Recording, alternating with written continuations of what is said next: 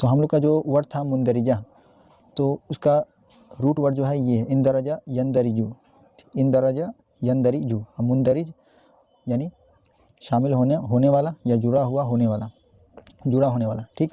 तो मुंदरिज, इसी को ही फेमिनिन कर दिया गया, ठीक है। तो इंदरजा यंदरिजू, इसका जो रूट वर्ड है वो ये है दार रेजिम, दरजा। तो दरजा, तो आपको एक चीज़ देखने मिलेगा इसमें कि इसमें जो जितना भी वर्ड है लिखा हो, इन सब में एक चीज़ कॉमन है, दार रेजिम, बस उसमें कुछ लेटर का इजाफा करके उसका मीनिंग चेंज हो जाता है, ठीक है। जैसे दर्रजा, अदरजा, दारजा, तदर्रजा, तदारजा, इंदरजा, मुंदरिज, ठीक है। तो ये इंदरजा यंदरिजू मुंदरिज, ये वाला जो है ये V2 है, ये दोनों वर्ब है और ये नाउन है, और ये सब्जेक्टिव नाउन है, ठीक है, यानी ये डूअर का काम करता है, और ये V2 है और ये V1 है, ठीक।